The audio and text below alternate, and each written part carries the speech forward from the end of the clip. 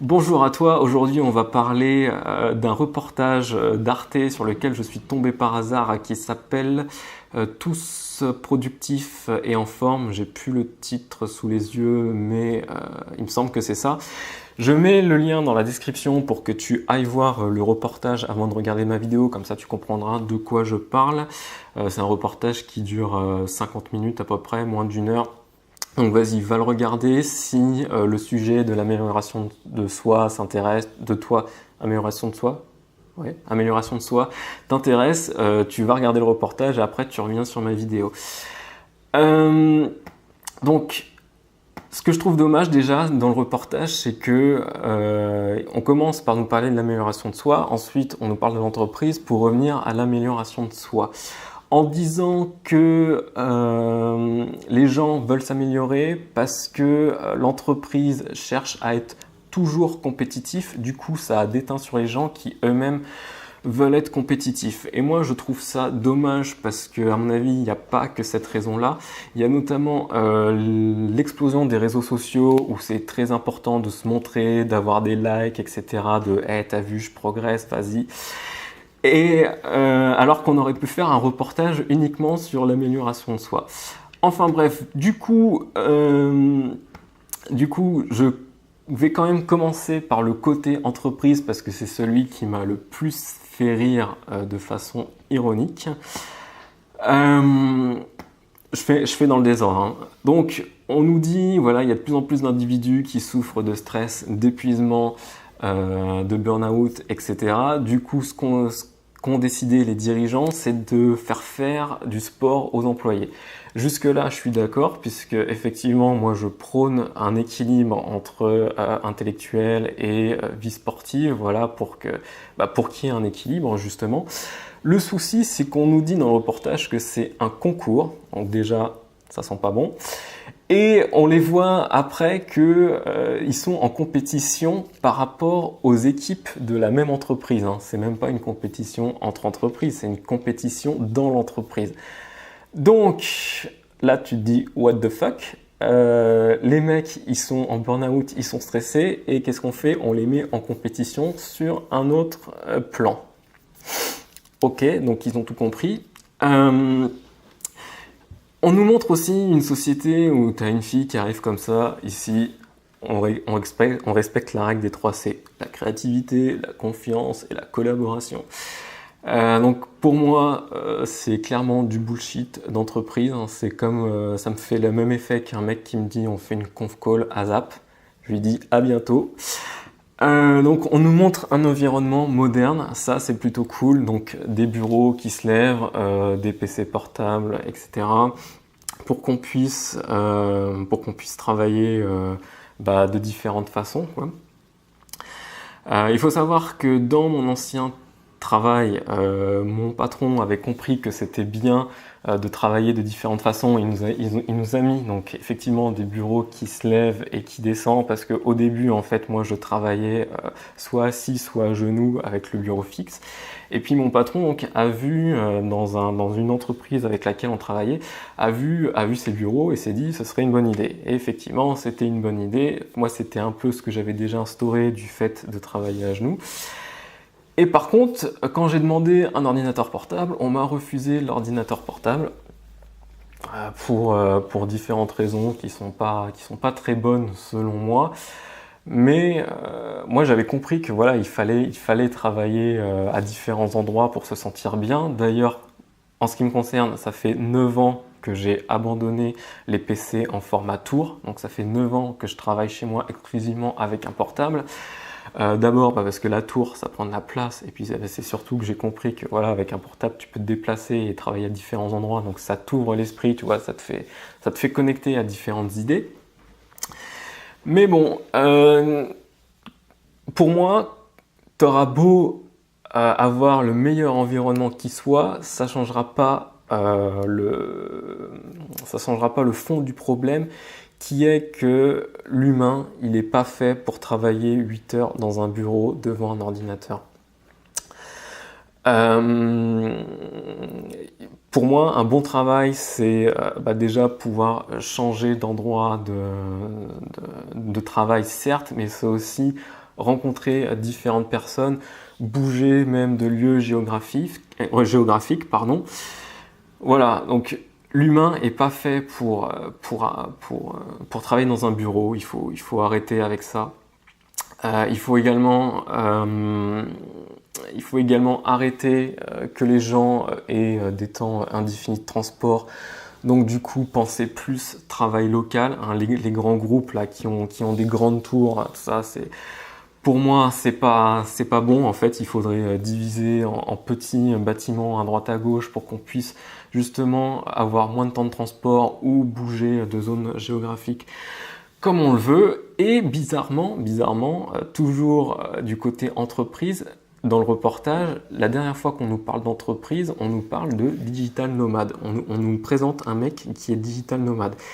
Et pour moi, c'est clairement l'avenir des gens qui bossent dans un bureau. C'est que tous les gens qui bossent dans un bureau devraient être digital nomades. On devrait être capable de bosser de n'importe où grâce à Internet. Et j'espère y arriver un jour de façon indépendante, puisque pour information, je me suis inscrit en tant qu'auto-entrepreneur au mois d'avril. Voilà, pour l'instant, je facture rien, je vends rien, mais au moins j'ai le statut pour aller travailler ailleurs, à l'étranger, du moment qu'il y a une connexion Internet, et ça, c'est plutôt cool. On arrive à la partie amélioration de soi du reportage, la partie qui nous intéresse le plus, puisque moi c'est ce que j'essaye de faire passer à travers mes vidéos. Et donc le reportage commence avec le stéréotype du mec qui fait du développement personnel, et je trouve ça assez effarant. C'est le mec qui a tout transformé en fonction, là, avec ses tableurs Excel, il marque toutes ses progressions. Donc ça devient clairement une machine, puisqu'il dit « Attends, aujourd'hui je dois faire ça, demain je dois faire ça, ah aujourd'hui j'ai pas fait de temps, ça, etc. » Voilà, et le mec, on a envie de lui dire « Mec, est-ce que tu prends du plaisir à ce que tu fais ? Ou tu fais ça machinalement parce que tu as juste envie de t'améliorer toi-même ?» Et après, dans le reportage, on nous montre des sportifs avec l'application Freeletics, l'application que j'avais testée et que j'ai rapidement abandonnée parce que pour moi, elle n'est pas très concluante. Et c'est la même chose, c'est que les gens, ils sont là avec leur application et ils font uniquement ce que l'application leur dit de faire. C'est que ok, j'ai ça à faire comme exercice, ok, je dois aller faire les courses, je dois acheter ça, hop, tac, je mets ça, hop, je cuisine ça, hop, je mange ça, hop, je fais ça. Enfin voilà, tu deviens complètement un robot, et pour moi, c'est le vice du développement personnel, il faut pas tomber dans ça. Et très rapidement aussi dans le reportage, il y a je crois que c'est une fille, là, une rousse qui nous dit si tu n'y arrives pas, voilà, si tu n'y arrives pas, très vite tu te sens en échec, tu te sens comme une merde, t'as honte de ne pas y arriver. Et effectivement, c'est le vice du développement personnel, c'est le fait de devenir un robot et le fait de te flageller comme ça, j'y arrive pas, je suis nul. Et du coup, on nous pose effectivement la question en fin de reportage, avons-nous les mêmes chances de s'améliorer ? Pour moi, la réponse est non. Et d'ailleurs, il y a un philosophe, il me semble que c'est un philosophe dans le reportage qui dit on veut s'améliorer, on veut un tas de l'imperfection dans un corps qui est fini. C'est-à-dire qu'on est là, on est sur Terre, voilà, mais on a un corps fini. On peut pas aller scientifiquement plus loin que notre corps. D'ailleurs, si on s'intéresse un peu au sport, ce qui est mon cas, j'ai fait pas mal de sport, je continue à faire du sport, mais les mecs qui font de la musculation de façon naturelle, donc qui ne se dopent pas tout simplement, on a tous une génétique et on n'aura pas tous le même physique au final si on fait tous les mêmes exercices j'allais dire dans le même ordre, mais c'est pas ça, mais si on fait tous les mêmes exercices avec les mêmes poids, etc., on n'aura pas le même résultat physique, on ne sera pas tous bodybuildés de la même façon. Parce qu'on a une génétique au départ et on ne peut pas aller plus loin que cette génétique-là. Et si on veut exploser ça, si on veut aller plus loin, bon là il faut passer au dopage et c'est mal parce que problème de santé, etc. Et j'ai un autre exemple sur le fait qu'on ne peut pas aller plus loin que ce qu'on a au départ, c'est sur les capacités intellectuelles. Donc actuellement, moi mon temps est réparti entre 2 bénévolats, en plus de d'autres choses. Le bénévolat, bon, je reviendrai dessus dans une autre vidéo, mais un de mes bénévolats, c'est d'être prof d'informatique devant des classes de 10 personnes. Donc pendant 2 heures, voilà, je parle devant 10 personnes. Donc c'est aussi grâce à ça que je refais des vidéos, parce que le fait de parler devant 10 personnes, voilà, de me dire bon, il faut que j'arrive à être à l'aise à parler devant 10 personnes pendant 2 heures. Maintenant, je suis plutôt à l'aise aussi pour parler devant une caméra. Et donc, ce qu'on a remarqué, les bénévoles et moi, c'est que tu auras beau expliquer de manière la plus simple possible le truc, il y a des gens qui percuteront peut-être jamais, ou alors qui percuteront avec plus de temps. Pourquoi ? Parce qu'on n'a pas tous les mêmes capacités intellectuelles.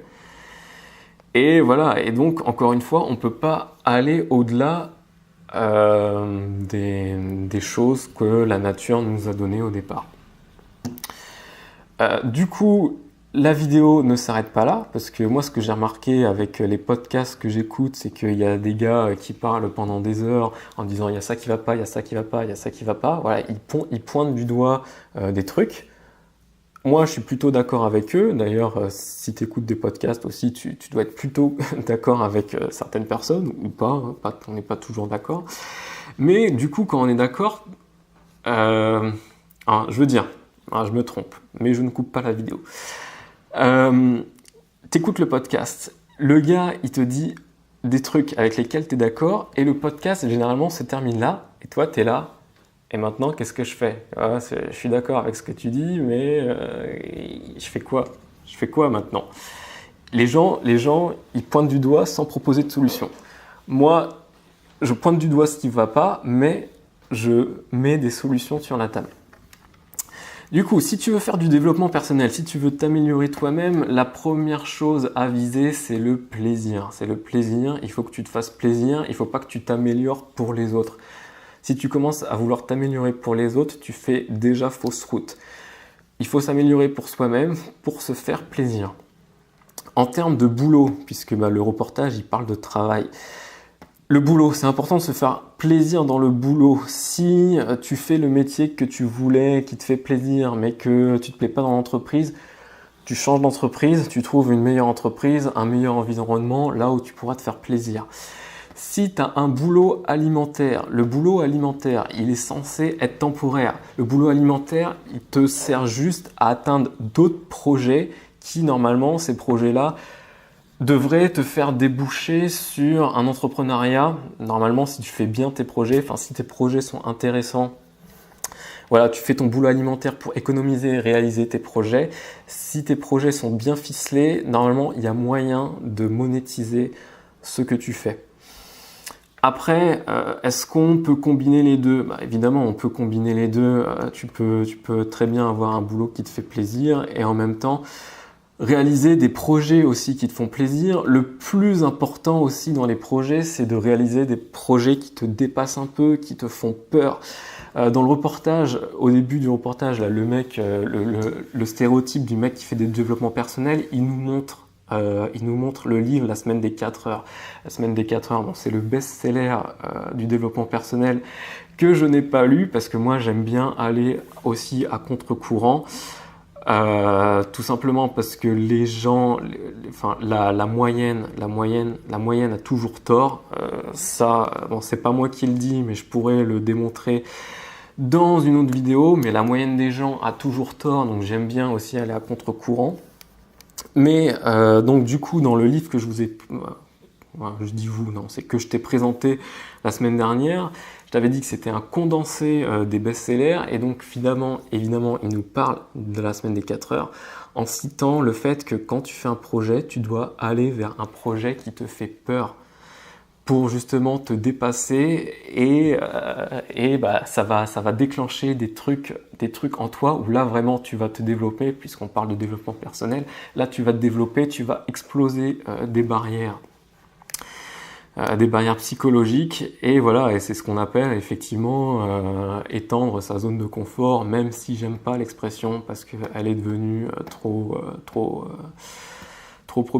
populaire et les gens l'emploient pour un oui, pour un non. Donc par exemple, moi, là, actuellement, j'essaye de programmer un tour du monde. Pour moi, c'est un projet qui me dépasse parce que j'ai pas beaucoup voyagé dans ma vie. Et en plus, je vais faire le tour du monde tout seul parce que je n'ai pas la possibilité de partir avec quelqu'un. Du coup, c'est un truc qui me fait peur, tu vois. Donc c'est un truc qui me dépasse et qui me fait peur. Et je sais que si j'arrive à faire ce tour du monde, je vais exploser ma zone de confort, je vais exploser mes barrières. Et je sais que je vais revenir beaucoup plus fort et avec du matériel que je pourrais aussi publier sur YouTube. L'autre point, donc il y a le plaisir, il y a réaliser des projets. L'autre point, c'est garder une vie sociale, évidemment. C'est te poser la question, quelles sont mes activités sociales, quelles sont les activités que je fais pour rencontrer régulièrement du monde. Moi, concrètement, c'est les 2 bénévolats que je fais, puisque donc je suis prof d'informatique, comme je t'ai dit, et on fonctionne par trimestre. Donc tous les trimestres, c'est des nouveaux élèves. Et mon deuxième bénévolat, je suis barman dans un café associatif. Donc du coup, le bar, c'est l'endroit idéal pour socialiser. Comme je t'ai dit, j'en reviendrai dans une autre vidéo, mais je fais un peu de pub pour le bar, donc il s'agit du Schmilblick. Si tu veux me voir, peut-être qu'on se rencontrera. C'est le bar Le Schmilblick à Montrouge qui se trouve juste en face de la piscine. Voilà. Et donc le dernier point, c'est un must au niveau du développement personnel si tu arrives à le faire, et j'en parlais, il me semble, avant, il y a quelques minutes, c'est de garder un équilibre dans ce que tu fais entre activité intellectuelle, activité physique, activité manuelle. Si tu arrives à avoir cet équilibre-là, en plus des autres points d'avant, là tu auras tout gagné en termes de développement personnel. Donc moi, forcément, vu que je suis dans l'informatique, l'intellectuel, il est déjà beaucoup trop présent. Je fais du sport, je fais à peu près 3 séances de sport par semaine. Et ce qui me manquerait, ce serait plutôt l'activité manuelle. C'est vrai que j'aimerais bien réaliser plus de choses avec mes mains. Voilà, on arrive à la fin de cette vidéo un peu longue qui arrive à 18 minutes normalement. Donc comme d'habitude, si cette vidéo t'a aidé, tu lâches un pouce en l'air, et si tu penses que cette vidéo peut aider les autres, tu la partages. Voilà, et c'est tout pour aujourd'hui. On se dit à la semaine prochaine, peut-être. On ne sait pas quand il y a des vidéos avec moi. Salut.